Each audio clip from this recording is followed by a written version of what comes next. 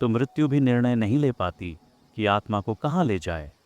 ऐसी ही एक कहानी है राजनंदन की, जिसे यमदूत भी छू नहीं सके जब तक उसका अंतिम दीपक नहीं बुझा। पहला अध्याय। गांव का रक्षक। हिमालय की तलहटी में एक शांत गांव था, देवगिरी। वहां राजनंदन नाम का व्यक्ति रहता था। दिन में वह सैनिक था, रात में मंदिर का पुजारी। लोग उसे दीपक वाला कहते थे, क्योंकि हर रात वह मंदिर के 100 दीपक जलाता था, एक एक दीपक गांव के हर घर के नाम से। कहते हैं, जब तक उसके दीप जलते हैं गांव में कोई अनिष्ट नहीं होता।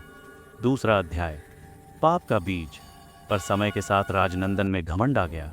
वह कहने लगा, यह मेरी पूजा से ही देवता प्रसन्न रहते हैं। धीरे धीरे दया उसकी आंखों से गायब हो गई। एक दिन एक भूखी विधवा मंदिर आई। बोली, पुजारी जी, मेरे पास दीपक के लिए तेल नहीं, कृपा कर थोड़ी दे दो। राजनंदन ने मुस्कुराकर कहा, तेल मुफ्त नहीं मिलता, पहले दान लाओ। वह स्त्री रोते हुए चली गई। उसी रात तेज तूफान आया, मंदिर के कई दीपक बुझ गए। लोग बोले, देवता रुष्ट हो गए हैं। राजनंदन ने परवाह नहीं की, बोला, दीप बुझा पर मेरा कर्म उज्ज्वल है। तीसरा अध्याय।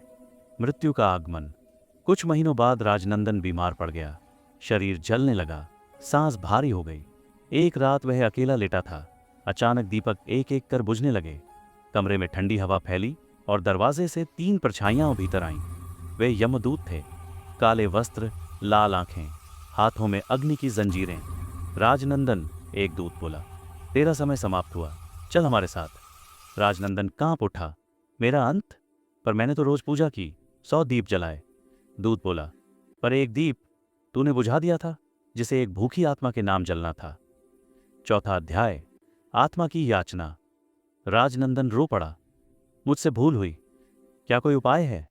यमदूत ने कहा, तेरे कर्मों का हिसाब संतुलित है, तेरे भीतर दया की चिंगारी अभी बाकी है। हम यमराज से अनुमति लाते हैं। वे विलीन हो गए। कमरा फिर अंधेरे में डूब गया। राजनंदन ने धीरे से कहा, हे देवता, अगर जीवन लौटे तो उस दीपक को फिर से जलाने दूं।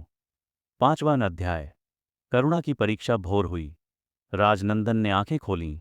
वह अब भी जीवित था।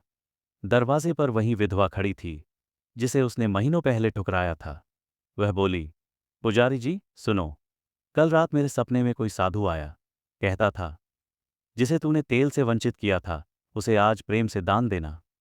राजनंदन की आंखें भर आईं। उसने उठकर सारा तेल उसके बर्तन में उडेल दिया।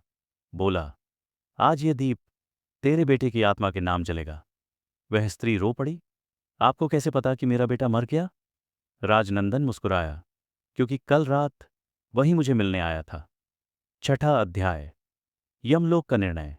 उस रात फिर ठंडी हवा चली, पर इस बार यमदूतों की आंखों में अग्नि नहीं थी। उन्होंने कहा, राजनंदन, तेरे अंतिम दीप ने तेरी आत्मा को प्रकाश दे दिया। तेरे पाप मिट गए हैं।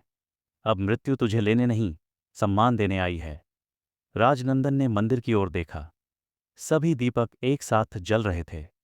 उसका चेहरा शांत था और वह आखिरी सांस के साथ मुस्कुराया। सातवां अध्याय। अंतिम दीपक। सुबह जब गांव वाले मंदिर पहुंचे तो देखा सभी दीपक जल रहे हैं। बस एक दीपक, राजनंदन के नाम वाला, बुझ चुका था, पर उसके नीचे एक अक्षर लिखा था, प्रकाश बना रहूंगा जब तक दया जीवित है। स्कांदा पुराना कहती है, जब मनुष्य का अहंकार करुणा में पिघल जाए तो मृत्यु भी उसका सम्मान करती है। और उस दिन से देवगिरी गांव में लोग जब भी दीप जलाते हैं, एक दीपक हमेशा राजनंदन के नाम से जलाया जाता है, क्योंकि वही दीपक सिखाता है कि मृत्यु का भय नहीं, दया का अभाव ही असली अंधकार है।